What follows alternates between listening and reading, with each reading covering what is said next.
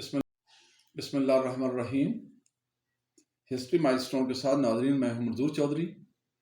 नाजरीन, ये कायद-ए-आज़म मोहम्मद अली जिन्नाह की शख्सियत के ऊपर के सिलसिले में जो मैंने 4 वीडियो रिकॉर्ड करनी है, उनमें ये दूसरी वीडियो है। आज उनकी शख्सियत का वो पहलू, बेखौफी, बेबाकी और निडरपन, इसके ऊपर मैं बात करूँगा। सिर्फ 2 मिसालें कि वो पसंद भी करते थे, खुद भी बेबाक थे, निडर थे, बेखौफ थे, झुकने वाले नहीं थे। बिकने वाले के ऊपर तो मैं बाद में कभी उनके बनाऊंगा व्लॉग।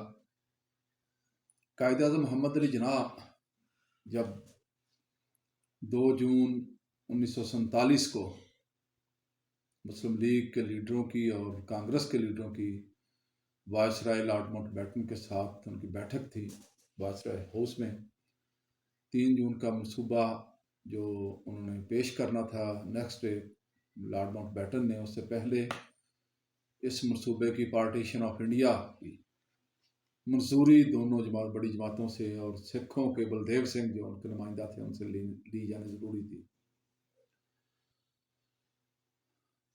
कॉन्फ्रेंस के अंदर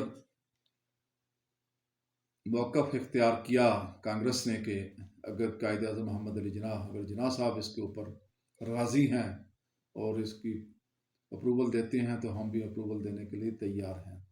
उन्होंने मशरूत कर दिया अपनी अप्रूवल को जिन्नाह साहब की अप्रूवल के साथ, मुस्लिम लीग की अप्रूवल के साथ। लेकिन जब बात की गई कायद-ए-आज़म मोहम्मद अली जिन्नाह से तो उन्होंने साफ इनकार कर दिया। उन्होंने कहा 9 तारीख को, जो 9 जून 1947 को वर्किंग मुस्लिम लीग की वर्किंग कमेटी का इजलास हो रहा है, मैं इस नीयत के साथ कि वो इसको अप्रूव कर लें, मैं इसको उनके सामने ये इस तजवीज़ को पेश करूँगा, और लेकिन उससे पहले मैं इसकी हरगज़ अप्रूवल नहीं दे सकता।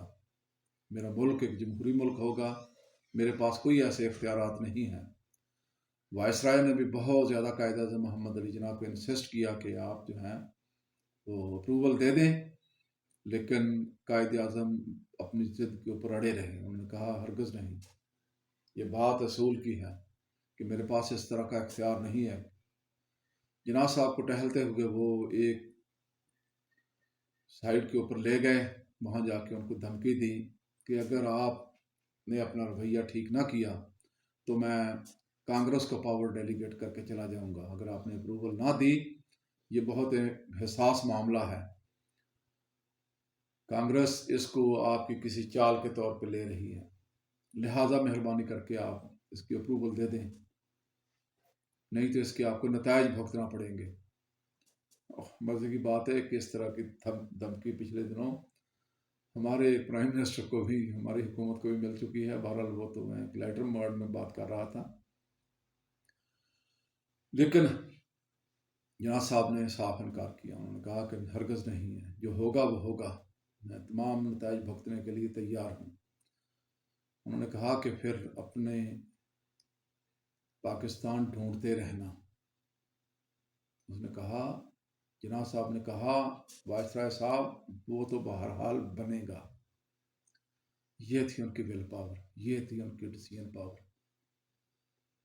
आज जब हम अपने देखते हैं अपनी लीडरशिप को, बहुत ज़्यादा दूर मिसाल नहीं दूंगा, ये 20-25 साल पहले करगिल के मौका पर जब थोड़ा सा प्रेशर आया तो हमारे प्राइम मिनिस्टर वहाँ जाके उनके चरणों में बैठ गए थे। अफसोस होता है कि हम कहाँ से गिर के कहाँ आ गए हैं।